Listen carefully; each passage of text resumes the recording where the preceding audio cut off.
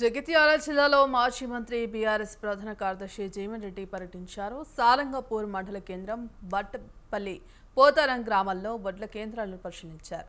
నెల రోజుల నుండి వడ్ల కేంద్రాల్లో ధాన్యం అలాగే ఉంటుందన్నారు. ఇప్పటికే తూకం మొదలు కావాలి, కానీ అమాలి లేరని చెప్తున్నారన్నారు. వడ్ల కొనుగోలుపై ప్రభుత్వానికి ముందు చూపు లేదని ఫైర్ అయ్యారు. అమాలి ఇబ్బంది లేకుండా వెంటనే ధాన్యం కొనుగోలు ప్రక్రియను వేగవంతం చేయాలని జీవన్ రెడ్డి డిమాండ్ చేశారు.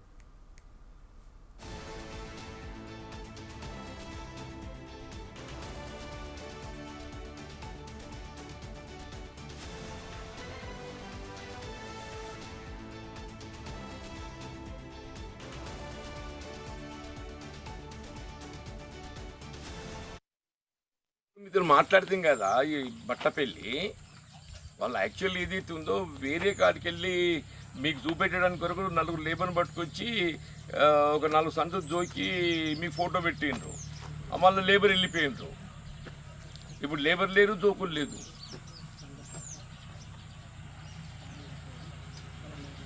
ఇక్కడ సెంటర్ ఇన్ఛార్జ్ ఎవరమ్మా?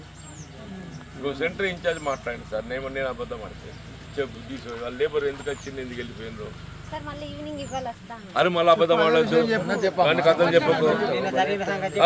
రైతుల కొరకు మాట్లాడతాం, వాళ్ళ కొరకు మాట్లాడతాం. నిన్న ఈవినింగ్ వచ్చిండ్రు, మళ్ళీ అక్కడ పోతారం కాడ ఇవాళ లారీ లోడ్ ఉందని వెళ్ళిర్రు. మళ్ళీ ఇవాళ సాయంత్రం వస్తా అన్నారు వాళ్ళే.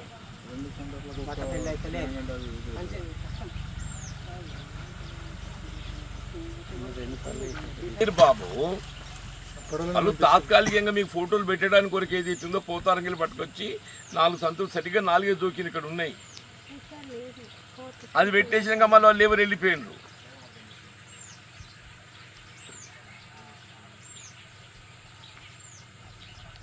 ఆ శివకి ఇచ్చేసేయండి. మరి ఆ వీళ్ళకి అమ్మాలిది కూడా అరేంజ్మెంట్ కావాలి కదా బాబు. ఇప్పుడు దీనిలో ఏమవుతుంది బాబు అంటే డిలే కావడంతోనే వరి ధాన్యం వెయిట్ లాస్ అవుతున్నది. మనకు 17 మాయిశ్చర్ ఏమైపోతుంది, it is going down even less than 10 పోతుంది మాయిశ్చర్. ఇప్పుడు జోగేటప్పుడు 16, 17 ఉంటుంది అనుకో బాబు. వాడు అన్లోడ్ అయ్యే సమయానికి అది 10, 12 వస్తున్నది. మరి వెయిట్ లాస్ ఎవరు నష్టపోవాలి? మీ సెంటర్ మీ కొనుగోలు ఇక్కడ సెంటర్ ఇన్ఛార్జి నష్టపోవాలి. అది ఇప్పుడు మీతో మాట్లాడుతాం కదా ఈ బట్టపల్లి